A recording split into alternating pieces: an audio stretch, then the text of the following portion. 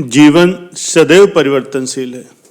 जीवन सुखद परिस्थितियों में सुख के भाव से बंद करके सुख को स्थायी करने के प्रयास से संघर्ष करता रहता है। जब वो सफल नहीं हो पाता तो फिर उदासी, अकेलापन, दुख और भय से घिर जाता है। ऐसे अंधकारमय जीवन रूपी कमरे में सत्संग किसी सुराग छेद से आती हुई धूप के समान है, जो अंधेरे कमरे में प्रकाश बिखेर करके उस कमरे का अंधकार दूर कर देती है। अतः जीवन रूपी कमरे में सत्संग रूपी धूप आने के लिए कम से कम एक झिर्री सदा खुली रखना चाहिए, इतना ध्यान रहे। अर्थात सत्संग के अलावा किसी और मार्ग से तुम सुखी नहीं हो सकते। चाहे इस बात को इसी जन्म में समझ लो या आने वाले अनेक जन्मों में, ये तुम्हारी मर्जी। प्यारे सज्जनों, सत्संग सबसे बड़ा दान है। आप चाहें स्कूल खोल दो, अस्पताल खोल दो, कंबल बांट दो, भंडारा करते रहो, ये सभी अच्छी सेवाएं और पुण्य कार्य हैं, किंतु इन तरीकों से लोगों के न तो कर्म सुधरते हैं, न उन्हें परमात्मा का अनुभव होता है। उनका छोटा मोटा फायदा तो जरूर होता है, किंतु वे अपने जीवन के परम अर्थ को नहीं जान पाते। अतः न तो उनका ये लोक सुधरता है और न परलोक ही सुधर पाता है। और ऊपर से अगर 4 पैसे कमा भी लिए तो वो अहंकारी जरूर हो जाते हैं। सिर्फ सत्संग के द्वारा इंसान में सच्चे और अच्छे संस्कार पैदा हो सकते हैं। अतः किसी परमात्मा के साक्षात्कारी पुरुष के द्वारा किए जा रहे सत्संग दान में अपना श्रम, धन, सेवा एवं उनकी आज्ञा का पालन करके अपना सहयोग प्रदान करना चाहिए। इससे ज़्यादा बड़ी मानवता की सेवा आप और कोई नहीं कर सकते। इससे बड़ा कोई दूसरा पुण्य कार्य है ही नहीं, क्योंकि सत्संग के द्वारा जो ज्ञान मिलता है उससे व्यक्ति इस लोक में भी भौतिक संपन्नता प्राप्त कर सकता है, निरोगी रह सकता है और परमात्मा को भी प्राप्त कर सकता है, जिससे वो स्वयं ही अनेक लोगों का भला कर सकता है। इसीलिए सत्संग की बहुत बड़ी महिमा कही गई है।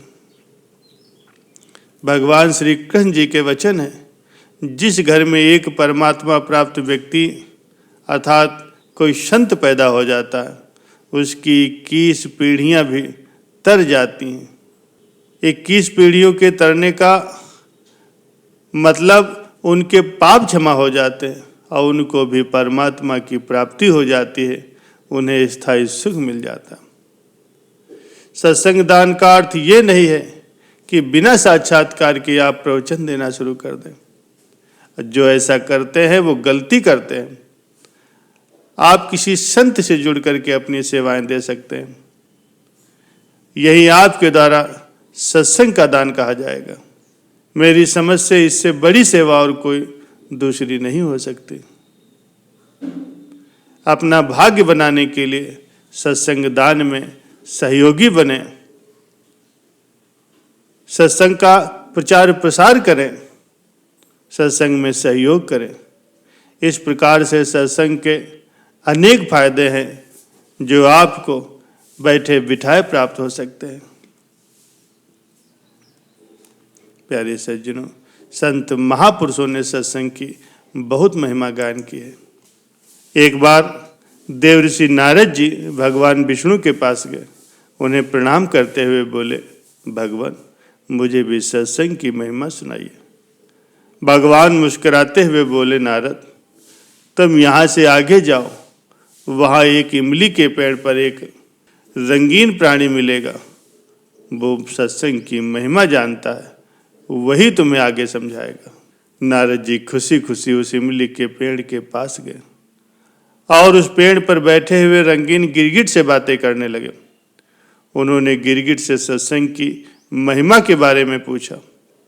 सवाल सुनते ही वो गिरगिट पेड़ से नीचे गिर गया और छटपटाते हुए उसने अपने प्राण छोड़ दिए। नारद जी आश्चर्यचकित होकर के वहां से लौट आए और भगवान को सारा वृत्तांत कह सुनाया।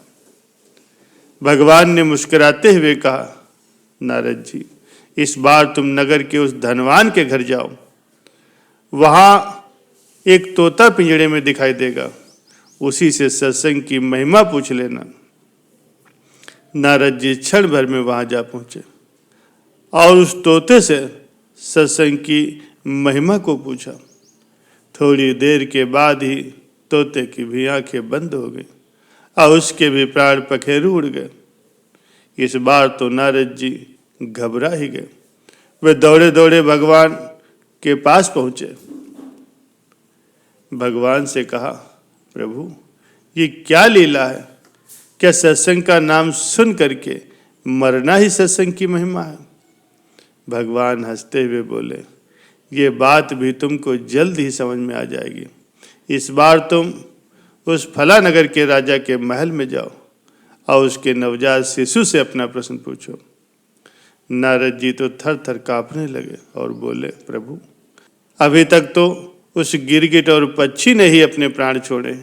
इस बार अगर वो नवजात राजपुत्र मर गया तो राजा मुझे जिंदा नहीं छोड़ेगा। भगवान ने नारद जी को अभयदान दिया। नारद जी दिल मुट्ठी में रख करके राजमहल में आए। वहां उनका बड़ा सत्कार किया गया। अब तक राजा को कोई संतान नहीं हुई थी, अतः पुत्र के जन्म पर बड़े आनंदोल्लास के साथ उत्सव मनाया जा रहा था। नारद जी ने डरते डरते राजा से उनके पुत्र के बारे में पूछा। नारद जी को राजपुत्र के पास ले जाया गया। पसीने से तर होते हुए मन ही मन भगवान के नाम का सुमिरन करते हुए नारद जी ने राजपुत्र से सत्संग की महिमा के बारे में प्रश्न किया। तो वो नवजात शिशु हंस पड़ा और बोला, महाराज चंदन को अपनी सुगंध और अमृत को अपने माधुर्य का पता नहीं होता। ऐसे ही आप अपनी महिमा नहीं जानते, इसीलिए मुझसे पूछ रहे। वास्तव में आपके ही क्षण मात्र के दर्शन से, आपके सत्संग से मैं गिरगिट की योनि से मुक्त हुआ।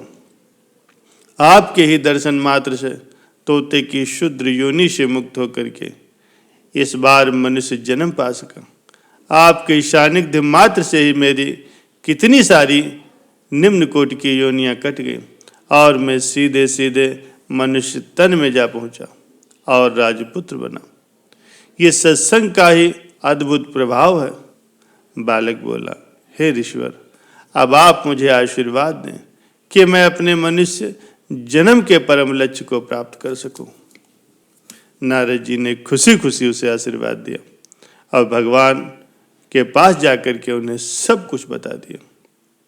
भगवान ने कहा, सचमुच नारद जी, सत्संग की बहुत बड़ी महिमा है। संत का सही गौरव या तो संत ही जानते हैं या उनके सच्चे प्रेमी भक्त।